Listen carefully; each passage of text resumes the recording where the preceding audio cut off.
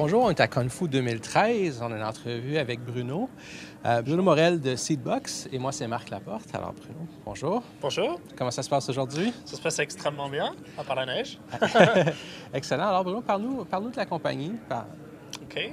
Nous, Seedbox Technologies, on est une entreprise dont la spécialité, c'est les sites web à haut débit.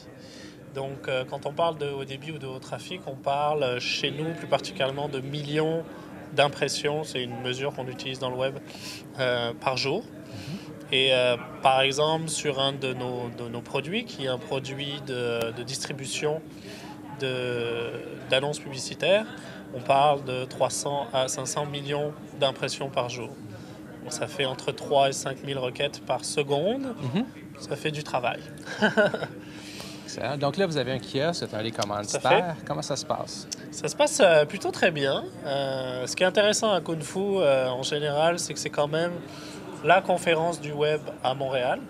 Donc, c'est la conférence où la plupart des programmeurs qui sont intéressés à voir ce qui se passe ailleurs vont. Donc, pour nous, c'est intéressant de deux façons. C'est qu'on peut se faire connaître en tant que compagnie qui, justement, a cette spécialité de faire du web. Et aussi, on peut évidemment peut-être trouver des gens qui seraient intéressés à venir travailler avec nous et à relever nos défis quotidiens. Donc, je comprends que l'entreprise est en croissance et vous avez besoin de plus en plus de gens dans l'équipe. Tout à fait. On est actuellement 160 à peu près dans toute l'entreprise. On est une compagnie en croissance, ce qui est quand même quelque chose dont on est plutôt très fier. Et on cherche pratiquement toujours des développeurs, puisqu'on est toujours en train de croître. Donc, c'est vraiment... C'est quoi les grandes technologies que vous utilisez? On a un assez grand mix de technologies, parce qu'on a des défis assez divers. Donc, on a quand même une grosse base de code qui est fait en PHP. On a aussi un petit peu de Java. On a un petit peu de... Bon, on a des scripts, évidemment, Python ou Perl pour... je vais rentrer dans la technique un petit peu, mais pour certaines exécutions un peu plus classiques de script. On a aussi des prototypes qui sont faits actuellement dans des langages un peu plus modernes et expérimentaux, même si ce n'est pas vraiment très expérimental, comme Go, qui est un langage de Google. On a essayé des choses comme Node.js aussi. On a essayé aussi des choses comme Scala. Il y a des gens qui aiment beaucoup ça. Notre but à nous, c'est vraiment de trouver l'outil qui est le plus en relation avec le problème qu'on essaie de résoudre. Fait que selon le problème qu'on essaie de résoudre, on se pose toujours la question de savoir qu'est-ce qui est le plus efficace. OK. Puis comment vous voyez l'évolution pour la compagnie dans les 5-10 prochaines années, les grands objectifs? C'est sûr que nous, on a une croissance qui est stable et relativement constante. En plus, on est assez fiers. On est en train de refaire entièrement un étage complet du bâtiment dans lequel, sur lequel on travaille, en fait. Et donc, on va avoir de beaux bureaux et on va travailler à développer tous nos produits. On est leader sur un certain nombre de nos marchés. Et c'est sûr qu'on cherche des gens qui seraient prêts à relever avec nous les défis qui nous attendent dans les 5 à 10 prochaines années. Sur certains marchés... on a des très hautes ambitions qui iraient jusqu'à concurrencer des grands noms que je ne citerai pas, mais qui sont très connus par tous les gens. Et donc faire que d'autres entreprises se disent on veut concurrencer ce nouveau grand nom ou ce grand nom. Technologique, oui, ou même que Google se demande s'il ne devrait pas racheter une partie de Seedbox Technologies, ou que Microsoft se dit mais pourquoi ces gens-là font un si beau travail, etc.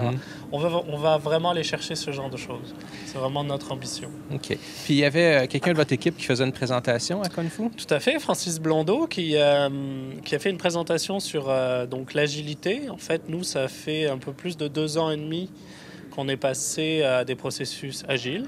Moi, ça fait plus longtemps que je fais ça en tant que directeur de développement logiciel, mais chez Seedbox, ça fait 2 ans et demi. Et il a raconté, en fait, d'ailleurs, je vous invite, on va essayer de mettre la vidéo en ligne.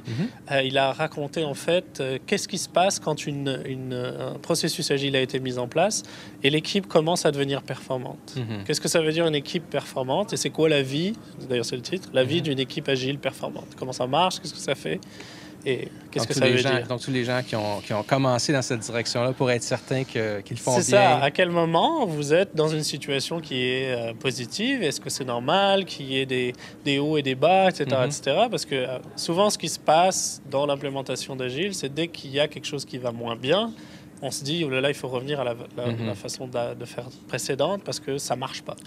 Alors que ce n'est pas vrai. Si on regarde vraiment l'agilité, elle comprend ce genre de problématique et elle essaie de l'intégrer dans le processus afin de le gérer. Parce que de temps en temps, les équipes vont bien, puis de temps en temps, les équipes vont moins bien.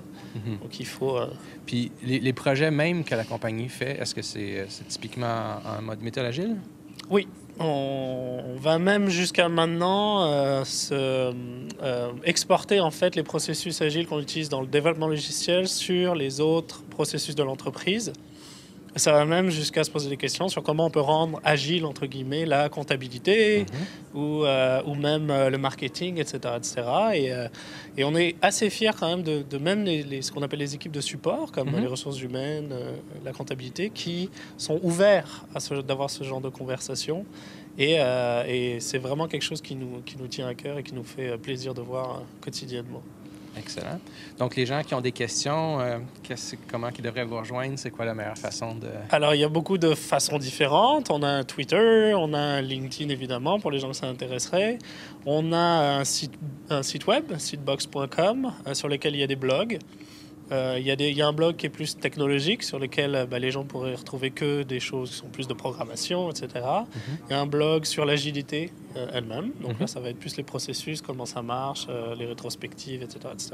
Puis on a un blog plus général qui renseigne sur tout ce qu'on fait, nous, Seedbox Technologies, en général. Excellent. Merci beaucoup. Merci à vous.